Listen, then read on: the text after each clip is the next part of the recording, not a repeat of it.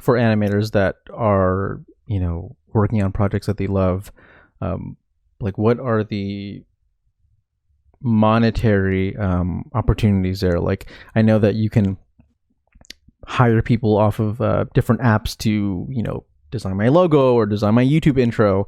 But other than getting hired at an actual, I don't know what the actual animation organizations are called, but other than getting hired by those ones, like, is there a way to have a sustainable career being a freelancer and just doing your own 3D work?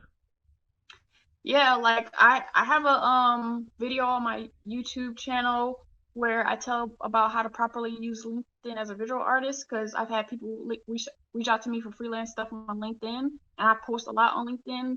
So if you're like posting your art on LinkedIn, and that could be a way that people find you.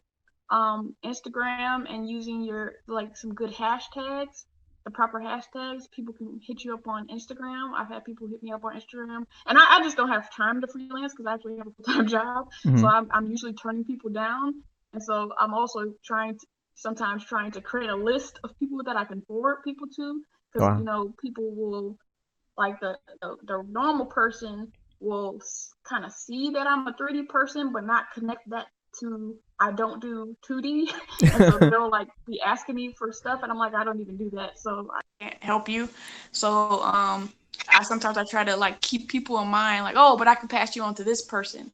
So Instagram, like Facebook, maybe. There's ArtStation, Behance, Dribble with 3Bs. And so there's like a lot of sites. And also, if you kind of go to the forums and participate in the forums, help people out, have them assess your work, then you can kind of get your name out there. Very cool. So you can sort of just like essentially do your own work on your different platforms and network that way by just reaching out to other artists. Yeah.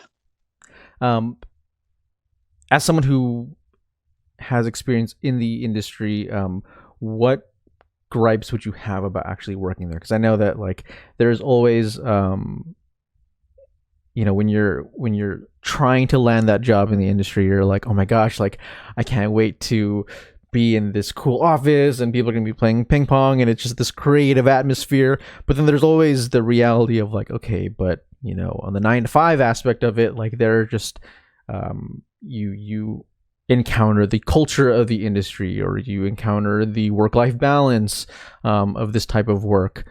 What would you say are some of the aspects of working in this industry that people might not understand? What is it actually like? You said that you were a 3D modeler. What is it actually like in this space from a 9 to 5 perspective? So something that's important is knowing like how long it's going to take you to do something. That's figuring out like my deadline for stuff has been a journey over since I've started my career. And so if you can like time yourself and know, okay, if somebody wants you to create a house, oh, it's going to take me 2 days to create that, and then add on a day for good measure, because you want to over deliver, under promise. Mm. And then also, and it depends on the industry, because now I'm working in government, so that's totally different from when I was working in South Korea at an animation studio. That was like 12-hour days, 6 days. So that was, but I was in my 20s, so it was cool. I could survive. But some of my gripes are being like, because I'm an old soul of sorts, and I've always kind of been more mature for my age. So when I was in my 20s and I was working some jobs, and they're like, oh, we got the Nerf guns, the cereal bar, and all this stuff, and I'm just like, okay, I'm not like this young person or this 20-year-old white dude. Like, I don't care. I would rather you just pay me. Yeah, yeah. Give me benefits. Like, I'm getting paid peanuts, but yay, I have Nerf guns. So, like, but some people are okay with that. But I'm just like, nah, just pay me what you owe. Yeah, yeah. Like, so, depending on the job you take, because people are always like, oh, I can be a game tester and get into the industry, but game tester is like the lowest paid job you're not making money being a game tester. Mm-hmm. So just be aware that some jobs and some companies might pay low, and so that's why I would suggest to use Glassdoor. because I use that to research companies, and in particular in the animation industry. You know, we all go to, if we go to school, we go to school to get a degree in animation. We don't get a degree in management or any type of leadership stuff.